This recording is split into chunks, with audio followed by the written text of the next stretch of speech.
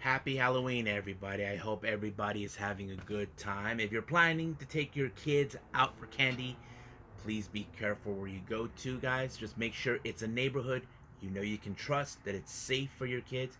And I know some of you are out partying, you know, in your costumes, getting all buzzed up, which is all cool. Me, normally, I just watch horror movies. But however, wrestling does not sleep for me whatsoever. So, we got a lot of wrestling coming up. Well, we got ChocoPro with a very special Halloween thing where everybody is all dressed up. We got, of course, even though it has nothing to do with Halloween, we got AAW, Hell Hath No Fury, which I'm very excited to review for all of you. We even got the Wrestling Revolver, Tales from the Ring, which features the reunited Switchblades between Sammy Callahan and, of course, John Moxley. We even got other promotions other shows that I want to review as well that relates to Halloween. We got, of course, Jimmy Loveness, Halloween Hootenanny that took place on the 26th of this month. But, however, the last one is from Create a Pro Halloween Housen that took place on the 15th. So, let's get started with another episode of the Leader Wrestle Zone.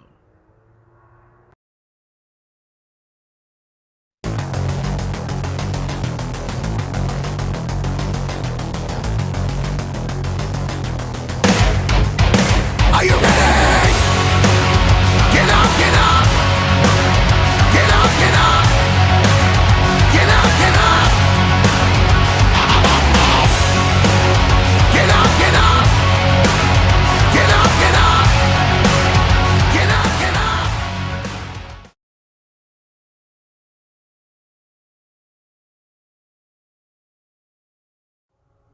Welcome everybody to the Leaded Wrestle Zone. All things that is pro wrestling with AEW, NXT, New Japan Pro Wrestling, Impact Wrestling, the National Wrestling Alliance, various promotions, wrestlers, matches, and championships. I am your host, J. Rod here. So, let's begin with the latest ChocoPro 169, which was a little special Halloween thing they posted out. So, it opened up with a tag team match with Chris Brooks, what I assume he might be dressed up as something from the Matrix or something, teaming once again with his CDK tag team partner, Masa Takanashi, and he dressed up as, for all you women out there, you probably say he's going to be cute, Winnie the Pooh. However, their opponents is Antonio Honda and Shin Suzuki. They are dressed up as, and Honda dressed up as Emi Sakura, and Shin Suzuki dressed up as Masa. Now, that kind of pissed both CDK up for dressing up like them. So that kind of put them in a predicament, and it was a good match. But I have to say, I give credit to Honda and Suzuki trying to play a very good Emi Sakura and Masa Takanashi. And I think it played out pretty well. But however, the one person who doesn't seem like he's cool with it is Masa, because there's only one Masa Takanashi, and I think that kind of plays out in a way that shows, I'm the one who is the real Masa Takanashi. So I love what they did with that, and it showed a lot of character into this whole thing. But I was so excited with what they have done. The match was great. However, it was Masa Takanashi who picked up the victory when he pinned Honda, aka Emi Sakura, and allowing themselves to win the match. Now, the final match was, in fact, they call it a Mystery Halloween Rumble. Basically, everybody is dressed up in costumes. Now, here's who was involved. Sayaka, or as she calls herself, Sayaka Pencil, basically dressed up as a member of Pencil Army. If you guys know this or not, Sayaka and Lulu Pencil, along with Sarugi, Chiko Shikawa, and Tokiko Kirihara, they're all part of the 4th generation girls that were trained by Emi Sakura. And she was doing Pencil Army. And then we got Chiko Shikawa, dressed up as one of those dolls, I think they have thing in the back where you have to twist it. I thought that was pretty cool. So they opened up with them, And then here comes Mei Shiruga as a little feisty little kitty cat out of the blue. Then we got Sayaka Obihiro dressed up as dun dun dun dun dun dun dun dun dun dun dun dun dun dun dun dun dun. That's right, folks. She dressed up as Rocky Balboa. She was running from wherever down the street, heading to doing the infamous run. And I thought that was great. I think that was the best moment. But they did not use the audio theme. They had Honda and Yuna Mizumori, who are both can barely do like melodies or something like that, or hymns, or however you want to call it. I thought that was pretty great. And then of course we have Yuna Mizumori. I don't know what the hell she was dressed up. She was like stuck in a wall or something. I don't know. And then of course we got Tokiko Kirihara, who is in fact dressed up as Freddy Krueger. And then of course we got Sarugi dressed up as a bat. And then finally, as Balianaki likes to call, is the bastard Chris Brooks, dressed up as member of Pencil Army. Now, he took advantage of Sayaka in order to win the match because they eliminated well, before he showed up, they eliminated Yuna Mizumori. She was the first to go. No, Sayaka Obihiro was the first to go, and then later it was Yuna Mizumori. And then of course Chris Brooks took her out. Now here's the best part. As any Rumble, they either you throw them off the ring, but however in their case, either you win by eliminated by submission or pinfall, or just simply through the window. Yeah, you heard me right. If you got thrown through the window, then it's over, and that's how I thought it was great. But the one thing that kind of was funny is, of course, later Kirihara got thrown through the window. Same thing with Sarugi. But however, Mei Shiruga and Chiko Shikawa were able to team up and took out, of course, Chris Brooks. But that leads to two girls who are in fact deed of rivals of sorts. I'm not gonna say that they are, but that's the way I see it. But Chiko Shikawa was smart enough. She used a little kitty toy, which because Mei Shiruga played the kitty, and tossed it through the window, even though Mei didn't realize until she almost was halfway through she was going to be eliminated, and luckily Chiko Shikawa actually won the match, which is a good victory, and I thought it was a pretty good moment. However, that does not end there. We have once again the Janken tournament. Now, I didn't know who to expect, but here's the thing. I want to make this as a note. Balianaki wasn't there. I'm assuming he probably was booked at another gig or something. I'm not sure. But he probably would have been disappointed because Mei Shiruga got removed in the first round. But if you want to know who the winner is Masa Takanashi, who won. And he gave half of his chocolate to, as Balianaki liked to say, to the bastard, Chris Brooks. So I have to say this show was great. I enjoyed it. It was a lot of fun, especially the Rocky moment. And that I will never forget it. But I thought it was great. But I think that's pretty fun. I enjoyed it. Don't know what's going to be like for Thanksgiving. Well, they're not. Or by Christmas. But for now, let's move on with the rest of the show.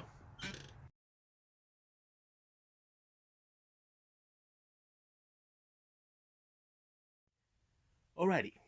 So we are now in AAW. Hell Have No Fury.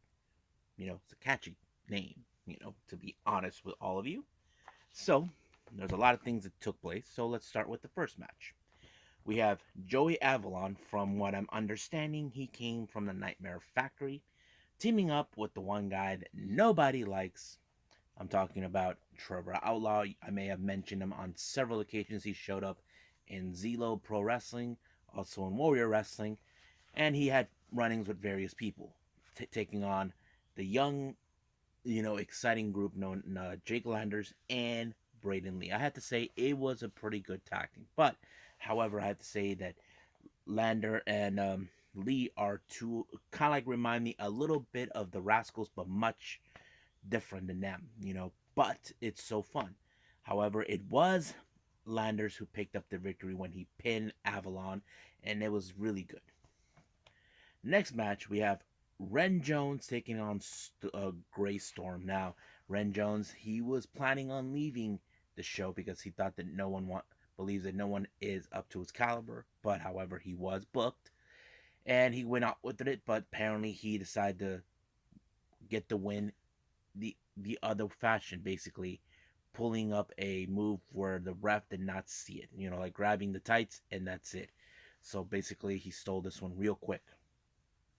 Next up, we got women's tag team action. We got High End teaming with Sierra, taking on Vert Vixen, who is her debut on AAW, teaming with Heather Reckless. Now, it was a pretty good match, not to take away anything from the women's division. But however, Hyan, who has been getting more experience since her time she went to the UK. If you guys know this, I have reviewed many times over. She's been wrestling in the UK, but now she's back. It looks like she learned a few things while she was there, and she put um, Vert Vixen in a submission like the Triangle Lancer, and it was already over from there, where she had no other choice but to tap out. So Hyan and Sierra won the match. Our next match is a championship match. We have is for the AAW Women's Championship between Nicole Savoy and of course Allison Kay. I have to say it was a pretty good match, but however, I think at certain points I did notice how Allison Kay targeted Nicole Savoy's arm because it could weaken whatever submissions she was planning to do on Allison Kay.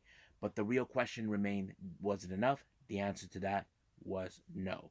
Allison Kay was able to disorient that arm much as possible until she finally pinned her, and it was a 1, 2, 3, and Allison Kay retained the title.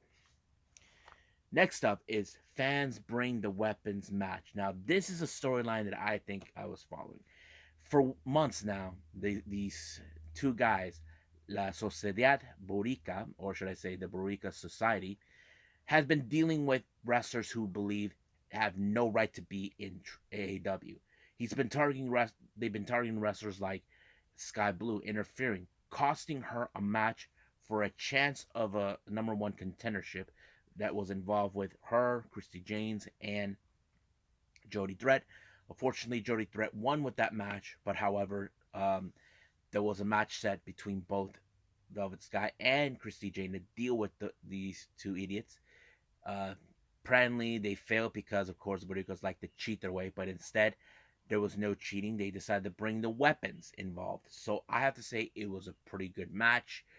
Basically, you would have assumed the Boricuas were going to win because it was part like in their wheelhouse. But however, it was Sky Blue who overturned it when she took out Axel Rico out of the equation and have um, what's her name, Christy Jane deal with Rico de la Vega, and it was already over from the moment she pinned Axel, and it was over. But however, at the post match, they decided to dump every piece of trash onto Axel until she jumped and stomped him right on the chest, just for a little good measure of payback. Next up, we got Thomas Shear taking on Russ Jones. Now, Russ Jones has been on alert ever since a bounty was placed on him by Johnny E. Bravo, or as he likes to call John Capital E. Bravo. But however, his opponent that he had to go through was Thomas Shear. I never met him, but he was part of that tournament that took place not too long ago. But it was pretty good. But surprisingly, Russ Jones took Thomas Shear out when he applied like a jumping knee strike on the back of Shear's head, and it put him out. And 1, 2, 3, it was done. But however, Bravo decided to show up, saying that he has telling him that the bounty is still on. But however, I should have known right from the start that Bravo got into his face, or sort of, that he was planning to have, of course, what's his name again? I wrote it down. Oh yeah, Hayden Bauer to attack him from behind. So it became a brawl. They even tried to separate them, but however, uh, Jones got him real good on 2 different occasions, sending a message to Bravo that no matter how much money he put in place, that he was going to get his hands on him sooner or later. Our next match is a pair of 6-man tag team match. We have Dante Leon, Isaiah Moore, and Jason Hodge taking on Cameron Jackson, Mike Outlaw, and of course, someone I never heard, but they were saying this guy's been out of action for quite some time. That was Stephen Wolf. But I think this second team has like a different story they're telling. Now, don't take away from the first team that came out, Dante, Isaiah, and Jason. However, I feel like what they're doing is that Stephen Wolf, who was out of action for some time, came back during that tournament, is not too happy that he did not get the opportunity for a chance of the title shot. However, now, since teaming with Jackson and Outlaw, that kind of made it seem like giving a fair warning or put the entire AAW locker room on notice. And that's exactly what he did. He was the one who picked up the victory, sending a message to everyone that this is far, far from over. Our next match is Jody Threat versus Thunder Rosa. I have to say, good match. I love how she plays. As you know, Thunder Rosa is a fantastic wrestler. She has an MMA background, great submission, and I think it showed a lot that we know she's been on a roll not only in AAW but in other promotions as well. But it was great to see her there, and she actually put Jody Threat away with the Fire Thunder Driver, and 1, 2, 3, it was over. Now we got the AAW heavyweight title. Now this one was supposed to have Eddie Kingston, but due to schedule conflicts, they replaced him with someone. So the person was someone who's been familiarized with AAW. Now I'm not too familiarized with AAW's history, and the person that they brought is none other than Ring of Honor star Silas Young. And I thought it was a pretty good match. I think it felt like the same kind of caliber with Fred Yehai and Silas Young. But however, Yehai, who is now being more recognizable, being more the guy who's trying to be at the top, it proved how he is. But the real question is, this was his fourth match defending his title, and I think it showed Fred Yehai is ready for anybody, no matter who they are or where they're from. And unfortunately, he was the one who retained the title, and I think it's a pretty good. Now, what did I thought about Hell Help No Fury? I have to say there were some good matches. I have to say the ones that I think I that got my attention was the women's championship. Fans bring your weapons. Of course, Thunder Rosa versus Jody Threat, and of course the main event for the AAW heavyweight title. So hopefully there's more of AAW, but right now let's move on to the next review.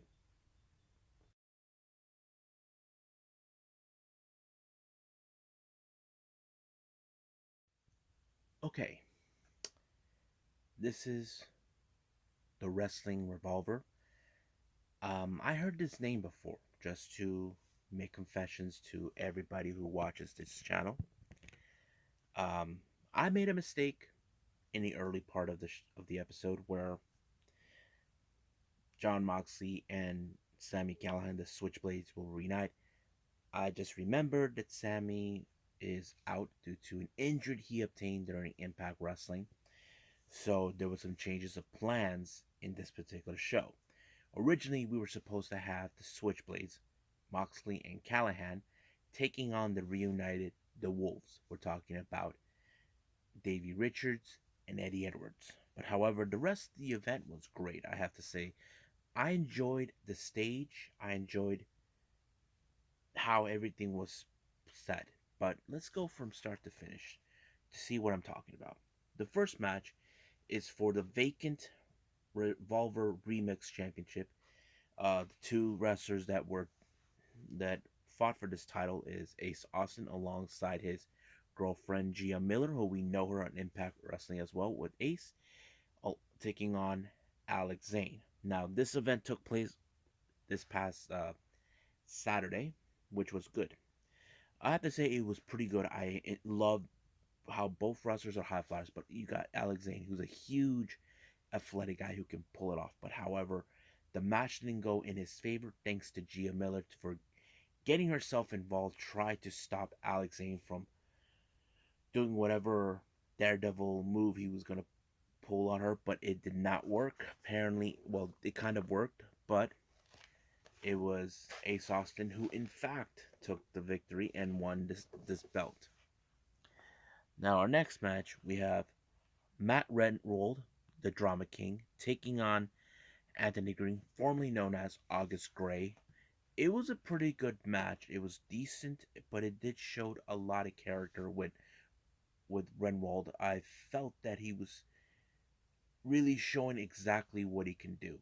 But however, I say Anthony Green did a pretty good job, even though he is back on the wrestling scene after he was dismissed from WWE. But it's great. But however, Renwald was the better wrestler. Excuse me. Our next match is a three-way all-women match. We have Charlie Evans, Billy Starks, and Jessica Havoc. I have to say this match was good. It was really amazing because the way I see it, you got Charlie Green, who is a bit of a violent streak. Same thing with Havoc, but Billy, she is more of the new girl in the block, but she is learning and all that. But however, when it comes to massive side, you got um, Havoc, who won the match in this one. Our next one is a sudden death scramble match. We have Madman Fulton versus Ninja Mac versus Warhorse versus Caleb versus JJ Garrett versus Crash Jackson versus Sanvio. This match, anything could happen. It doesn't matter where or how, but it happens. Basically, what I'm going to do is skip the end. Madman Fulton had about maybe four people that he carried, but however, when it was I think 5 or 6, that's when he went down like a brick dominoes. But however, Caleb Conley took advantage and picked up the victory when he pinned Ninja Mac. Now, of course, Madman Fulton was not happy how this match ended in that favor, but he couldn't get his revenge on Caleb. Our next match is a four corners of pain match. This one has Alex Colon. I mentioned him on GCW, and of course, Jake Christ. I have to say, nuts. Total deathmatch setup. I think it was pretty good. And I was I was like a bit biased because these two guys are well recognized in the deathmatch community, but however, I felt that Alex Colon maybe had the right to win this one because he is becoming a fan favorite in the whole deathmatch scene. And I think that shows a lot of character with him too. Our next match we have is the Revolver Tag Team Championships that were vacant. It was between Infrared, Logan James, and Tyler Matrix taking on the Wolves. David Richards, Eddie Edwards. I have to say it was very interesting to see these two. As you know, David Richards and Eddie Edwards haven't been tag team partners for years since they split. This was back when they were when David Richards was in Impact, turned on him, and that kind of plays out in its way. But however, they were able to pick up the victory and won these titles. But during their promo, they decided to say that they don't believe that what happened to Callahan was true. They think all of that. I think they were building up the story that Callahan is lying to himself that he got hurt. I mean, we don't know that. I don't know. I don't think that's going to tell a different story. But it has nothing to do with Impact or that. Our next match, we got Everett Connors teaming up, well, facing off, I guess, against Danhausen. I'm very evil and very famous. So I have to say, it was great to see Danhausen. I love him. He is one of the most interesting, original, unique characters I enjoyed watching. Now, you can say that he looks a little weird. No, he's unique. I keep saying I like uniqueness with any wrestler that I watch, much like Orange Cassidy. But the way he does things, it's fun. And I wouldn't be surprised if he ends up going to AEW. But Denhausen, the way he took care of Everett, it was great when he put him into a somewhat version of the GTS where he'd go to sleep, and that's how he won. Our next match is the Revolver Championship in a four-way ladder match between Rich Swann, Trey Miguel, uh, Jake Manning, and JT Dunn. The match was incredible, but however, I think there was a botch moment that I want to skip to the end. Rich Swann was the one who was able to pick up the match. Jay Chris shows up to give everybody the helping hand and make sure he that this match ends perfectly. And that's how it happened. I think there was a botch in this part, but they proceeded pretty well. However, Infrared attacked Rich Swann, and then all of a sudden Larry D, someone that Rich Swann knows, decided to turn his back on him. So it looks like there's an alliance between JT Dunn, Infrared, and Larry D. So basically, JT Dunn is not done whatsoever to get the title that he wants. Now we go to the main event, which is an Iowa street fight, which is years in the making. Jimmy Jacob, the Zombie Princess, taking on the Death Rider, John Moxley. I have to say, insane in this one. Bleeding out, try the rapid shots with sharp objects. I have to say, it's nuts. But, however, when you look at Moxley, you cannot count him out when he applies the Death Rider or Paradigm Shift, and it was over right there. What happened? Now, in the post-match promo, he heard about what the Wolf says, but he said that when Callahan is back, he's going to be stronger than ever, and they're going to get their hands on the Wolves and make them pay for what they said. And I'm kind of curious, but as soon as Moxley was done, we saw Callahan, and he was like saying the same thing what Moxley said. But he said, right now, I'm looking good today. Let's go out and get some beers. And I thought it was a great moment to see him that nothing's going to slow him down, but I'm looking for him to return into wrestling, be stronger than he ever was, and possibly more violent than he ever was before.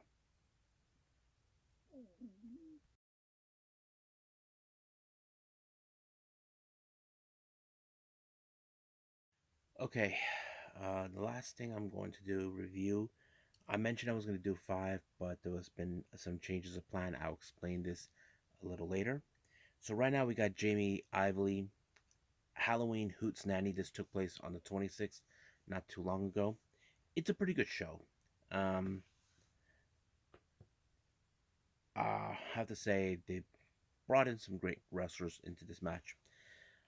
Uh, let's go with the first one. I'll start all the way to the finish.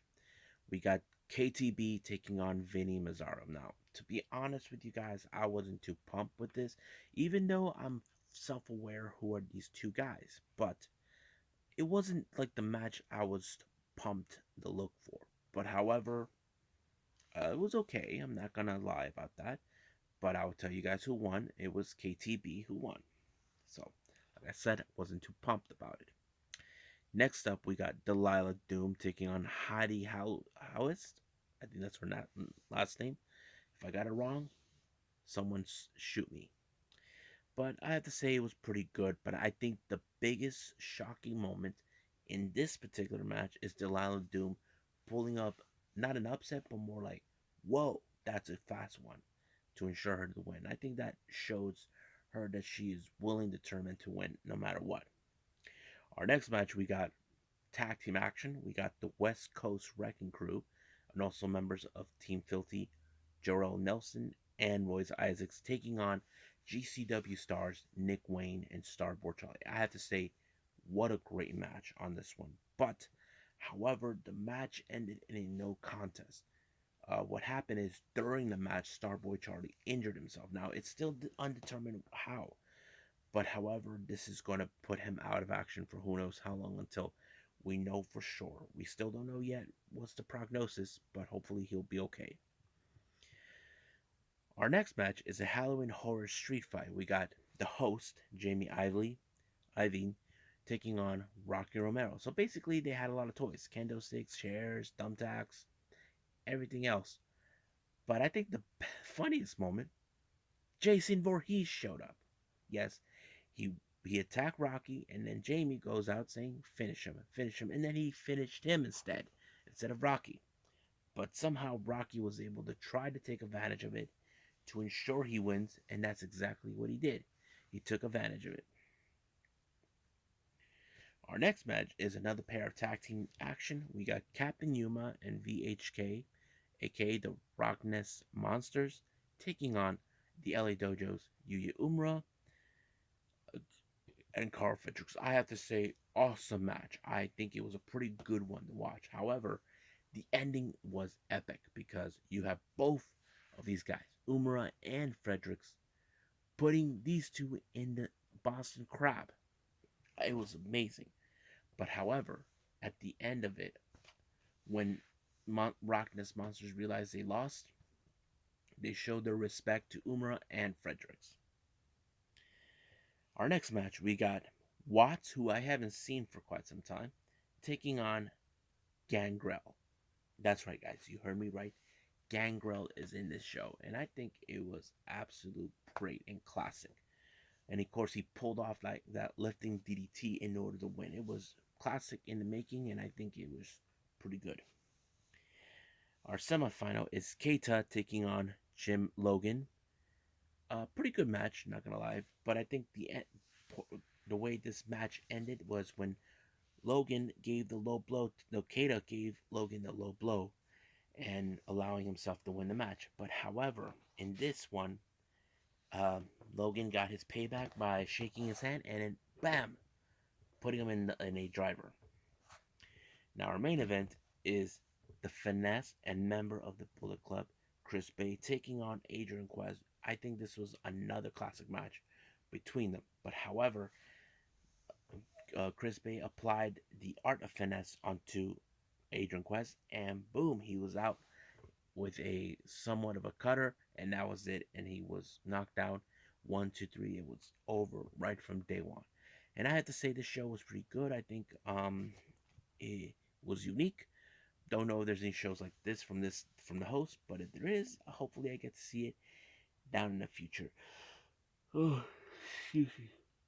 But I think that's it for now. Okay, guys. Hope you guys enjoyed this episode. I want to apologize from earlier in the episode when I said I was gonna create a pro. Uh, I was unable to do it due to the time because watching AAW, no AAW, Hell Hath No Fear took much of the time because a lot longer. But I am going to make up create a pro in the following episode, which I'm very excited. If you guys never heard of Create a Pro, it's an academy. It's the same one that that trained uh, the Salt of the Earth, of course. I'm talking about MJF, but I'm pretty good that I'm gonna review this. This is gonna be one of the few that I want to do for the following one, alongside with AW's Dark Elevation, and of course I got ICW No Holds Bars with Deathmatch Circus Night 1. This took place on the early of October, but also a past event by West Coast Pro Wrestling. Get in where you fit in. This took place some point in mid-August, which I'm excited to review.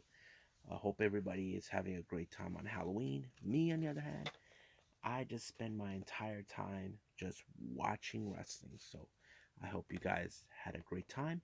But for now, I'll see you guys in the next DWZ time. Same DWZ channel.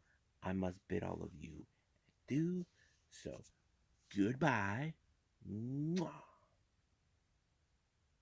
and have a nice day. Bang.